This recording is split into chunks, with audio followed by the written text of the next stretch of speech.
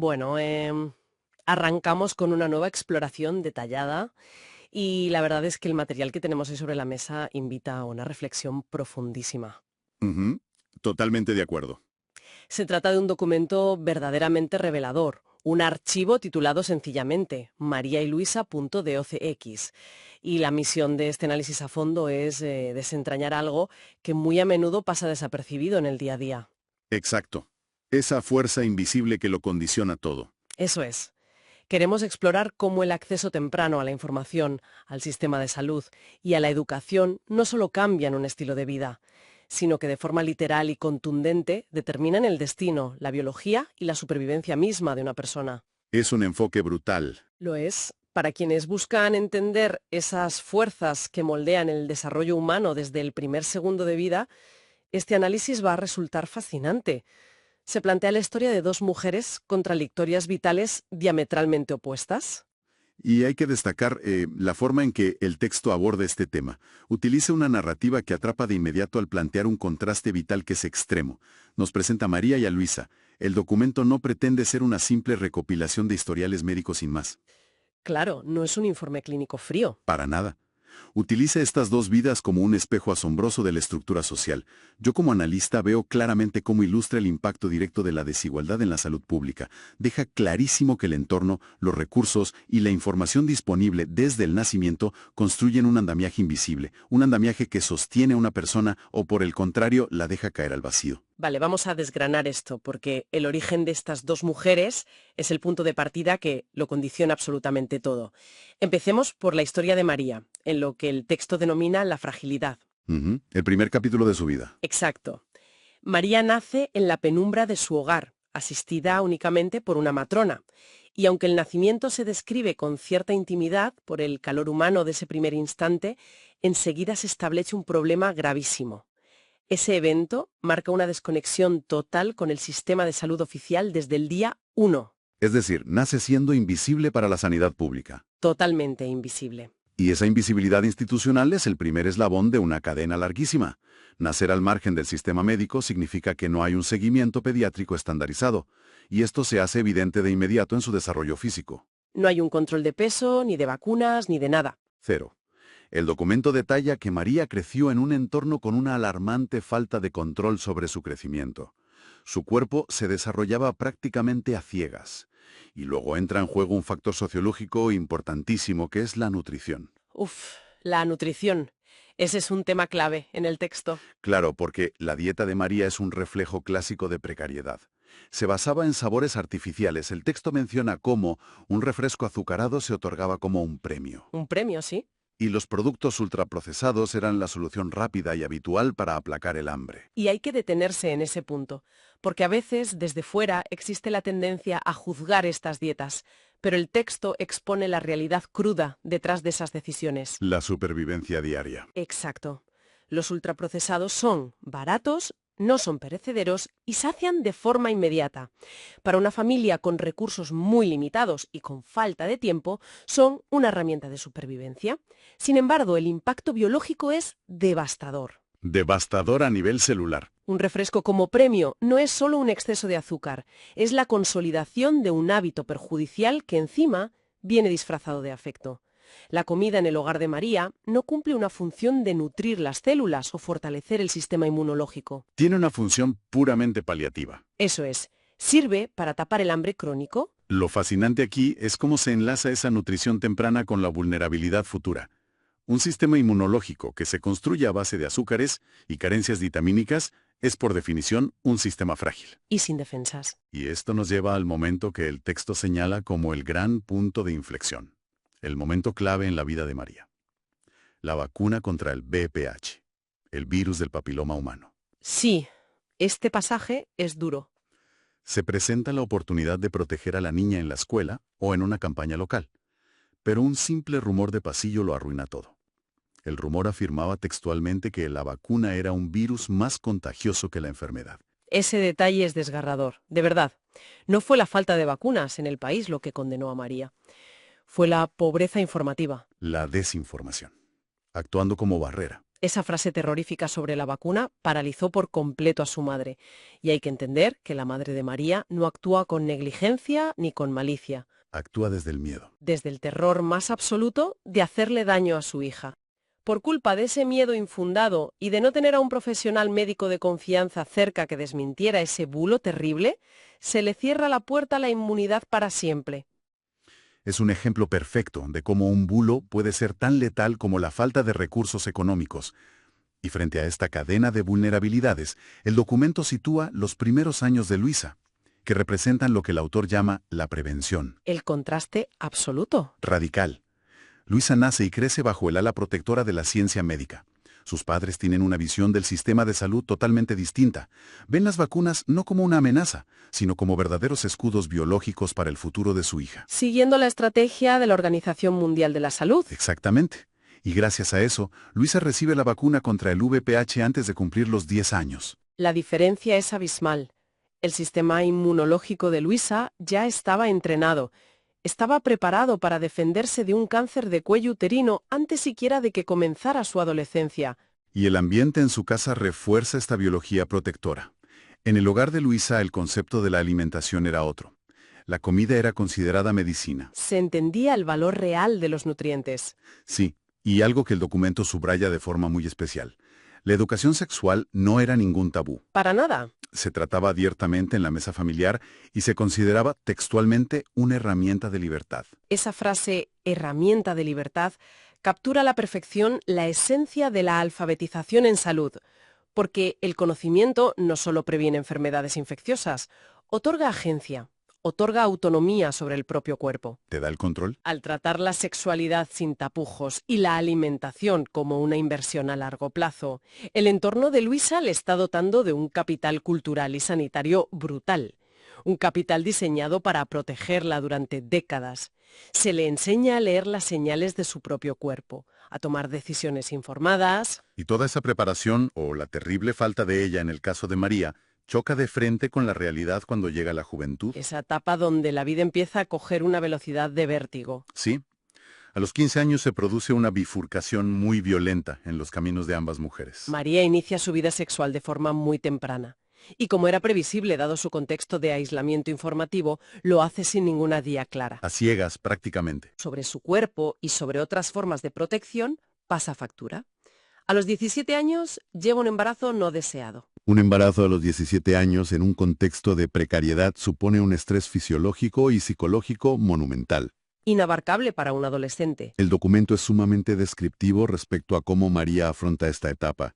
A partir de ese momento sus hábitos se vuelven demoledores por pura necesidad de supervivencia. Hablamos de sedentarismo forzado por el agotamiento, consumo ocasional de alcohol como vía de escape y sobre todo una falta crónica de sueño. El cuerpo de María, que ya venía con un déficit de nutrientes desde la infancia, empieza a dar gritos de fatiga extrema. Y aquí hay una frase en el texto que resulta un golpe de realidad durísimo. Sí, yo la tengo subrayada. María, inmersa en una lucha diaria por sacar adelante una maternidad que la desborda, aprende a silenciar esos gritos de auxilio de su propio cuerpo con café y resignación. Café y resignación. Merece la pena hacer una pausa en esto, porque silenciar el cansancio con cafeína y normalizar el estrés es algo que resuena profundamente en la sociedad actual. Para quienes nos escuchan, seguramente sea un hábito peligrosamente común. Es el pan de cada día de mucha gente. La enorme diferencia es que María lo hace sin ninguna red de seguridad, llevando su sistema inmunológico y endocrino al límite del colapso crónico. Ese café y resignación ilustra el anestésico del que no tiene herramientas para gestionar una situación vital abrumadora. Biológicamente, vivir en un estado de alerta constante mantiene los niveles de cortisol por las nubes. Y eso destroza las defensas. Exacto. Deprime el sistema inmune y genera inflamación crónica. Mientras el cuerpo de María lucha simplemente por mantenerse en pie un día más, tenemos el camino de Luisa. Luisa, empoderada por esa información, por esa herramienta de libertad que recibió en casa. Toma decisiones muy distintas. Posterga su inicio sexual hasta los 19 años. Y el matiz que introduce el documento sobre ese inicio sexual es muy revelador. Cuando Luisa decide dar ese paso, elige utilizar el preservativo. Pero el texto destaca que no lo hace únicamente como un método anticonceptivo. No es solo para evitar un embarazo. Lo hace como un acto consciente de respeto hacia su propia salud, para evitar infecciones de transmisión sexual. Es la aplicación práctica de esa alfabetización sanitaria de la que hablábamos. Además, mientras María lidiaba con pañales, con carencias económicas y un agotamiento demoledor, Luisa estaba gestionando una presión muy distinta, la presión académica. Y la forma en que Luisa gestiona esa presión vuelve a marcar la diferencia. No recurre a la resignación ni a enmascarar la fatiga. Forja resiliencia. Exacto. Mediante el autocuidado, el descanso adecuado y el ejercicio regular. Utiliza las endorfinas del deporte para regular el estrés, manteniendo sus niveles de cortisol a raya y protegiendo su sistema inmunológico.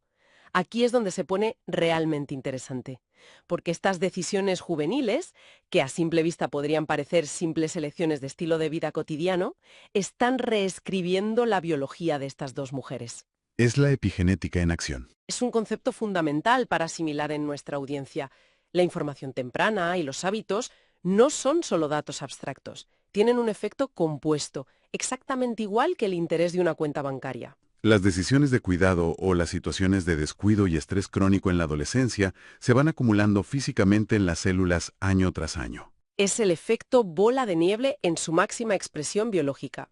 La resiliencia de Luisa se construye ladrillo a ladrillo sobre una base de buena nutrición, vacunas oportunas y educación preventiva.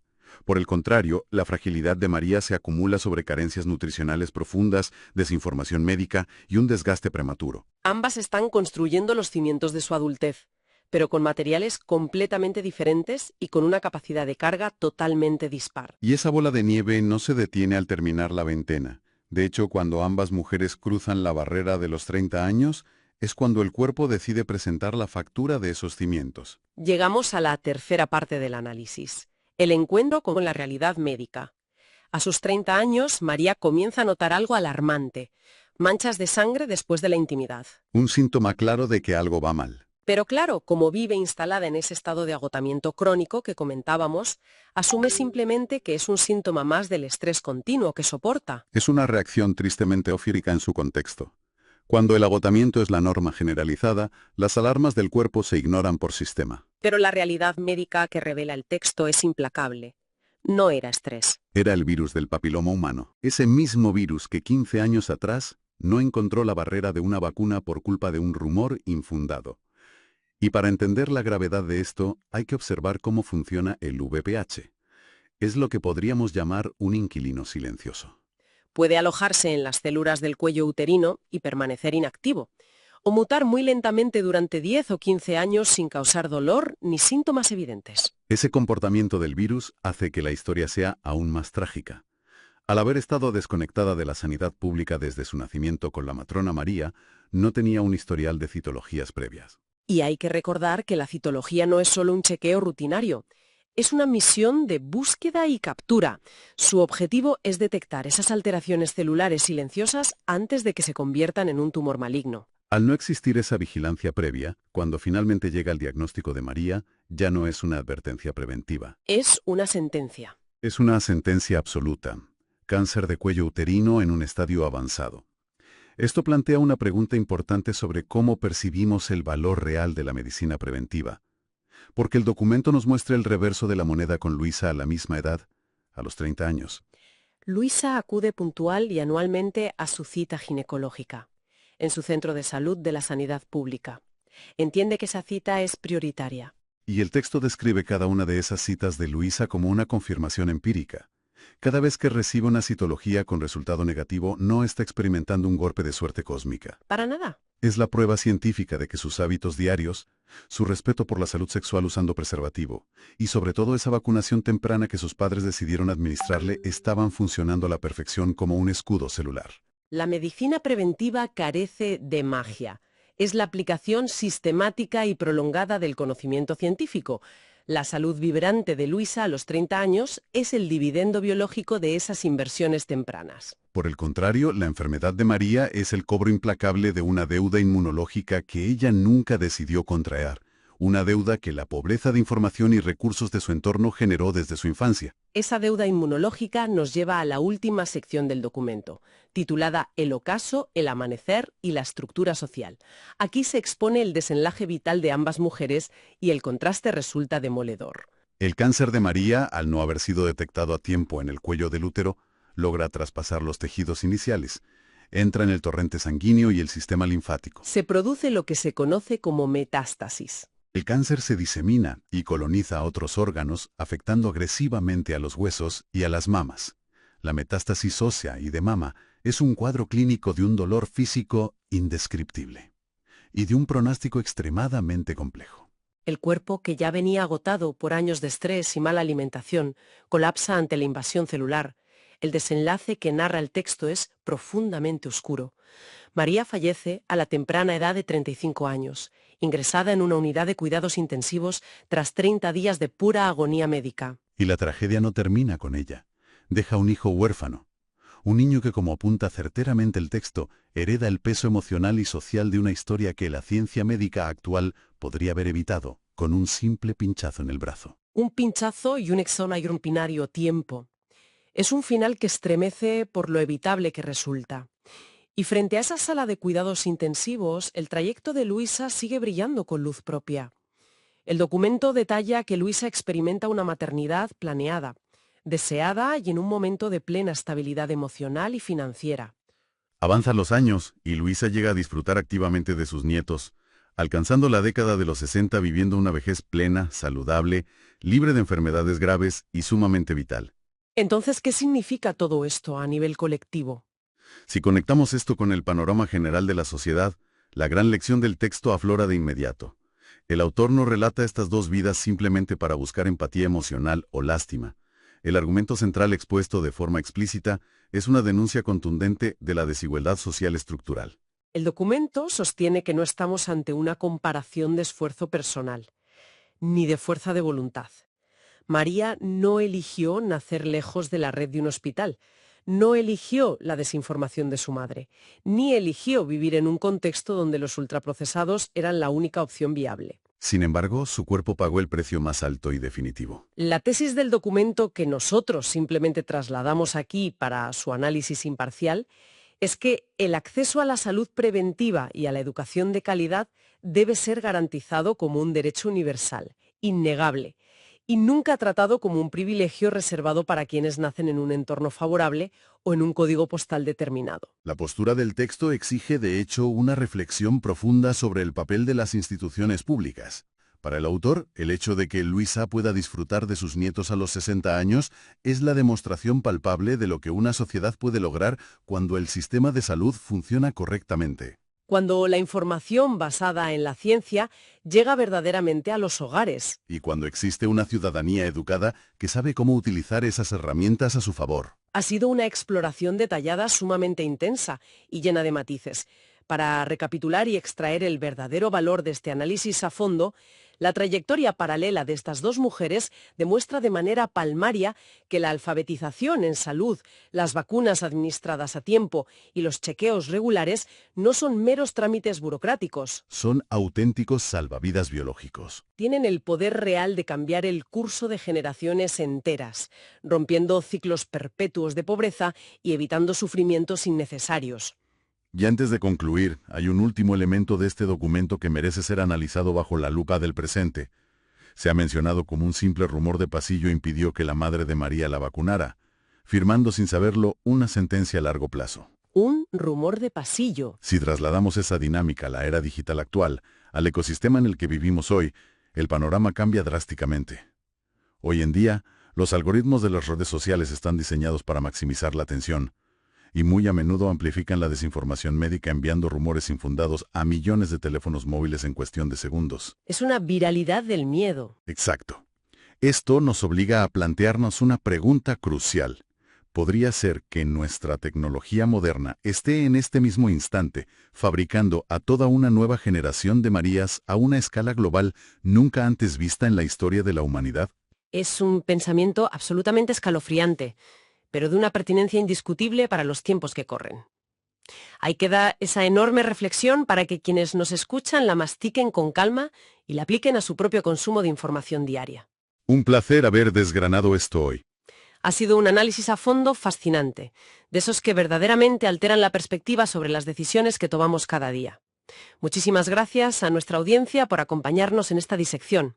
Invitamos a quienes nos escuchan a seguir cuestionando su entorno, a seguir informándose con rigor y a seguir aprendiendo en la próxima exploración detallada. Hasta la próxima.